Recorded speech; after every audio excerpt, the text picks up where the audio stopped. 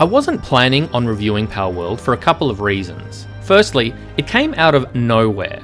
I didn't know anything about it until a friend of mine was playing it. Secondly, I missed the Pokemon craze, so I'm definitely not the target audience for this game. I don't know any of the names apart from Pikachu, the friendly yellow hamster crossed with an electric chair. Also, who said Pokemon? I certainly didn't. Let's be clear, this is completely distinct and legally separate from Pokemon. They look nothing alike.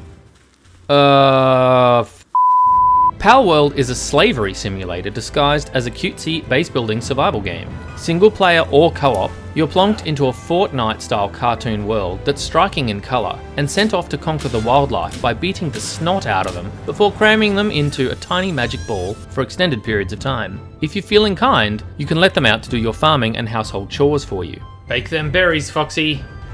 You can carry up to 5 pals with you, but can only have one out of their ball prison at a time. They fight with you, can be used as personal weapons, and some you can even ride or fly on. As you level up, your creatures level with you, and in your adventures you'll be able to upgrade your capture ability to get bigger and badder pals. There are also rare, shiny pals that you can find and collect if you listen for the twinkly noises. They're about 3 or 4 times bigger than the others of the same type and come with extra special powers. I ended up finding this giant super sheep, which grants me the power of uncomfortable and probably illegal things. The overarching storyline is towers, something, secret, unlock something. I don't know, it's vague. There are tablets you can pick up in the world that hint at some kind of plot or storyline, but in fairness, it is still in early access, so there may be more of this to come at a later time. As it is at the moment, it's probably more aimed at an audience that likes a fairly sedate, self-directed farming experience. Oh, that's disgusting. It's not all farming though. There is a simple combat system to enjoy as well. Craft weapons like bats, axes, and even assault rifles to subjugate the masses. Palworld has been described as Pokemon with guns, which I would say is almost there. I would add it leans heavily into the base building survival side of things, not unlike Valheim. When in combat, you can run or dodge, which uses your stamina meter to avoid incoming damage. But most of the time, I was just walking up to the enemy and beating them in the face with my bat until they fell down.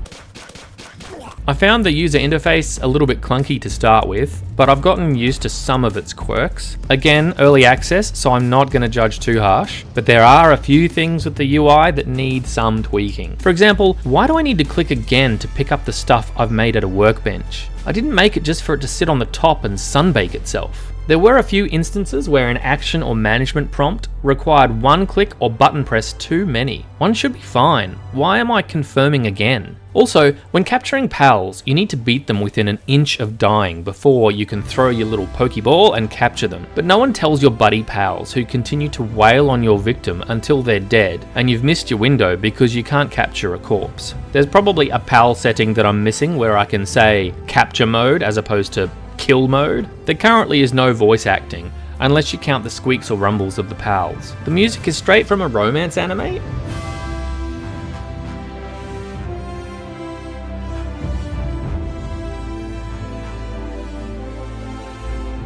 And I found it pretty loud in-game and I had to drop the volume considerably to hear my friends on Discord. For myself, not being a Pokemon fan, I've had a moderate amount of fun with this game and I'll probably continue to play with friends online. But I would add, once they've had their fun, I don't see myself continuing to journey much in the single player campaign, as it stands now. I had an unhealthy obsession with Valheim and its Viking survival world. I loved the building system that allowed for so much expression, the slow drip of technological advances through conquering world bosses, the exploration of the procedurally generated massive world, and the combat that involved simple timed parries and dodge rolls, but was still a blast. Why then would I not enjoy Palworld as much? It's got combat, farming, a large world to explore, and then add in a bunch of pals I can ride on as icing on the cake. There's one thing I can put my finger on that Valheim had in droves that I didn't find in Palworld. Danger. There's just no danger. I can run for days in-game and just not be bothered. The wild pals won't start a fight if you don't bother them. Sure, there's poachers or syndicates or whatever they're called who will attack, but they pose no credible threat. Throw a sheep out and it'll probably dome them with a machete before you can really get stuck in. I did try playing on the hardest difficulty, and it is a similar story. The pals won't mess with you unless you mess with them. When they do hit hard, which is good. The thing is, even in early game in Valheim, you had to prepare for ventures out of your base. Pack food, pack a spare teleport, make sure your boat is repaired, sail the seas only in daytime because storms or night can bring out the sea serpents. If you're not prepared in Valheim, you can get up faster than you can say Pikachu. Oh, that's awkward. I've spoken to a few people about the explosion of players this game has experienced as it's launched onto PC, Xbox, and particularly the Game Pass. A lot of the players who extol its virtues are old Pokemon fans, and I don't want to make it seem like I'm not enjoying it. Quite the opposite. It's pretty fun, but it's not inspiring in me the longing that I had when I was away from my PC to get back into Valheim. It scratches a monster collecting itch that will tickle those already invested in this mythology, and it's pretty easy to find some fun in Palworld even if you're not.